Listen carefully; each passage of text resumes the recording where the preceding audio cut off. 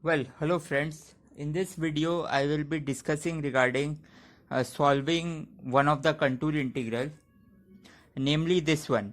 You see, this here alpha is a real number. Alpha s e power I s r s square minus k square. R is also real. S can I have to solve this contour, and I will do this by contour integration. So you see, first is you have poles along s equal to plus minus k. So s plus k into s minus k is s square minus k square. So poles around s plus minus k. Now you see, you have e power isr. So you have e power isr. Now you see, if r is positive, then ir times, if you have s of the form, s is of this form, x plus iy, then automatically you can see, if this goes inside and hit this one, you will get minus r times y.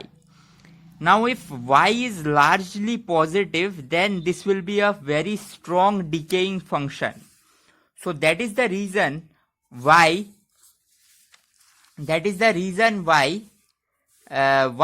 for r greater than 0, I close the contour up, so that when I take this arc, you have an arc here.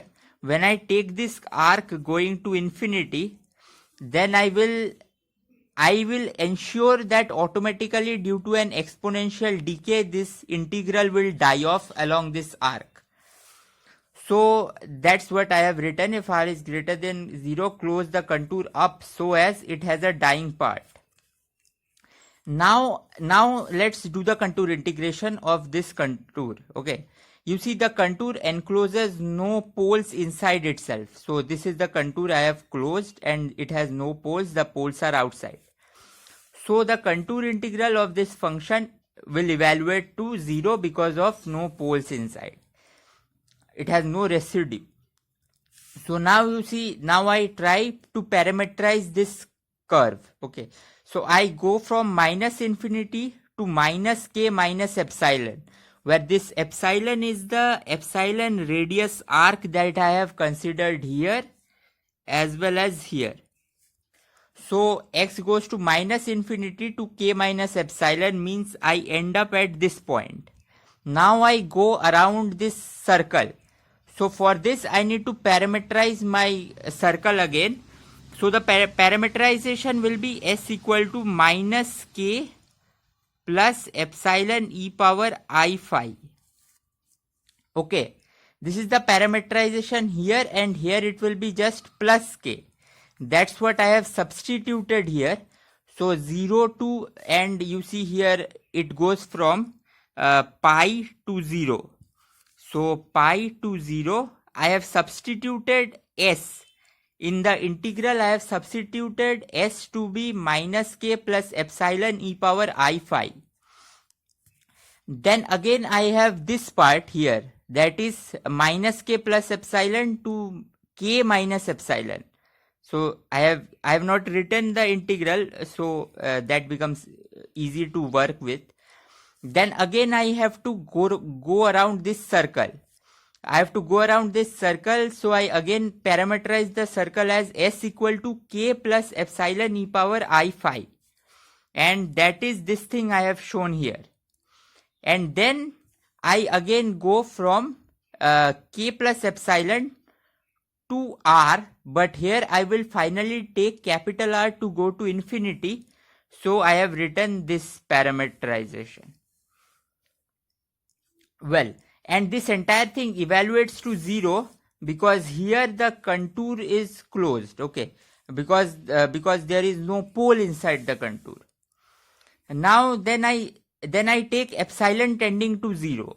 Now as epsilon tends to 0, you can see that e power I epsilon cancels here, and epsilon equal to 0, this part cancels, and then you can solve it. This part also will go for epsilon equal to 0. because I phi is the oscillatory part. And finally you will get this integral minus infinity to infinity plus pi to 0 this and this. So these were the two parts and I combined these all.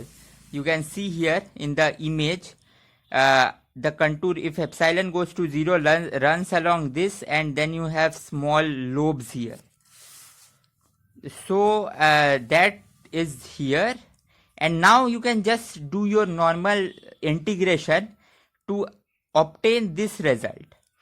So this is for r greater than 0. Okay, now for r less than 0, I hope you remember. So if this part is negative, if I take the modulus, I will get a overall minus sign. And if s is of the form of x plus iy, now when I put this guy here inside, I will get e power r times y. But if y was positive, this will be an exponentially growing function. So to avoid it to blow up, I choose y to be on negative axis. So that's why I close the contour below, so as the part when r will go to infinity, when this arc goes to infinity, will die off.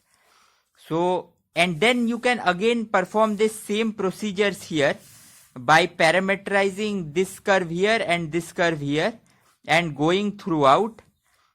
I have shown here. There is one more point, is that here I am traveling below the axis, so it will be from pi to 2 pi. If it was above the axis, then it will be from pi to 0, as it was in the previous case. Okay, so then you integrate, you get this. You can combine both of them using a sine function, signum function or sine function, to get this as your final answer.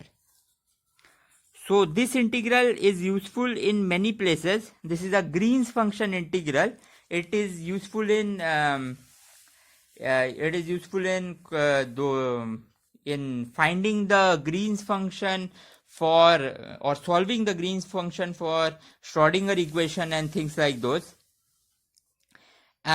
Generally in Green's function cases, the contours are taken to be this. I have also shown that.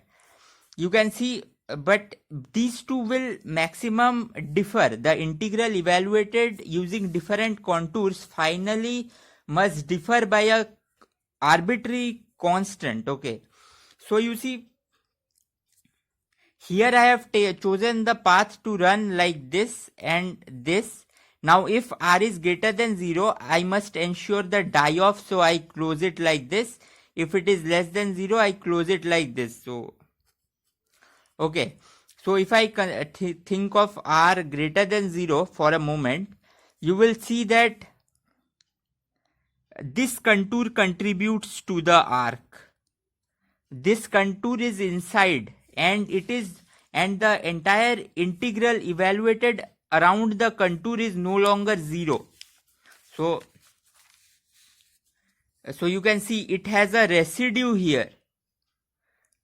And similarly, when I close it below, if I put like this, you can see that I will encompass this pole.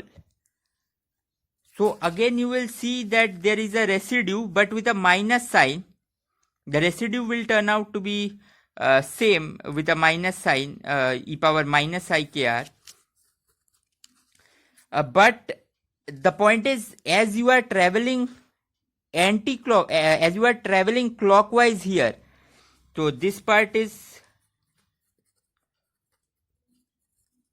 clockwise, the residue will need an additional minus sign. And if you try to evaluate in this process, you will get the same result, but in a bit different form. You have to simplify that form. You can try doing that, but they both will turn out to be same. So this was a short video on showing how to do a contour integration.